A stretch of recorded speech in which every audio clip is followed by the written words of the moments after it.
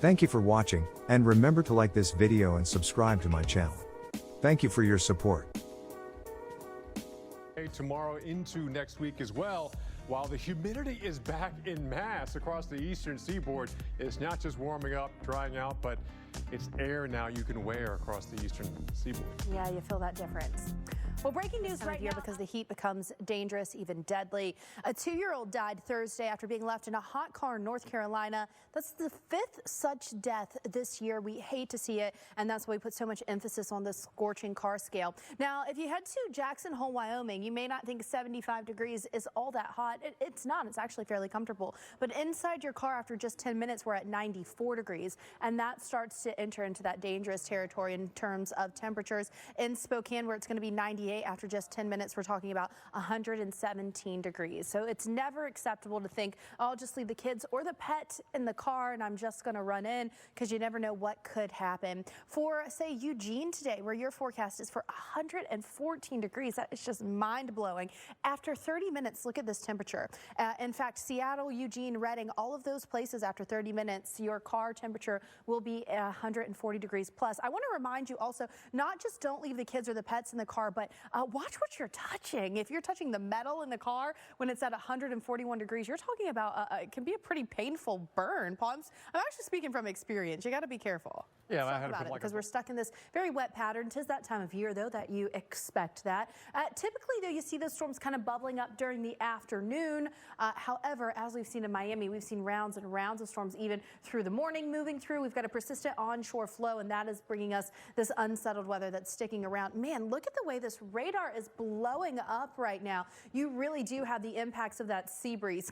Can you tell which sea breeze is in command of the weather pattern across South Florida right now? Definitely that East Coast sea breeze is going to continue to push all of this westward toward the West Coast as we move through the day. But right now, from that 95 corridor into interior areas, Polk County, Lake Okeechobee, all dealing with those storms. This is also the story across the southeast and even up into the mid-Atlantic. The Delmarva Peninsula stuck with some of that rain moving through as well. Mainly for the coastal areas is where we're seeing this currently. Look at that steady line of lightning that is really just bubbling up across Florida. Man, that's a sea breeze effect if I have ever seen one. We're going to have these showers and storms continuing to light up along the I-10 corridor as well. So take a look at this. You see those showers running onshore from the Gulf of Mexico. For a place like, say, Panama City Beach, Destin, Daphne, you guys aren't going to be dealing with rain and storms all over, but you will need to plan around it. And of course, also want to have a plan in place, Paul, because we are in hurricane season. Yeah, if you can avoid driving through any of those floodwaters, do that, of course.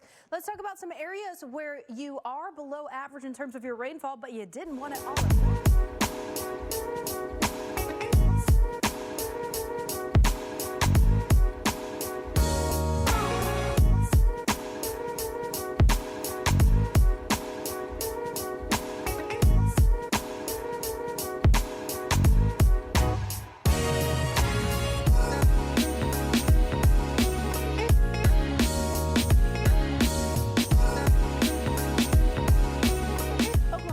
Where you guys are about 3.5 inches, nearly 3.5 inches below average so far for this month. This is a new update that I'm seeing now, actually introducing more orange around OKC up toward north of Tulsa. That orange represents 5 to 8 inches of rain possible. That's a lot of rain in a short period of time. Now, this is through Wednesday, but still, that's a lot of rain in a very short period of time. St. Louis, you're looking at that chance for about 2 to 3 inches as you head down that 44 corridor toward Washington. You guys could see 3 to 5 inches.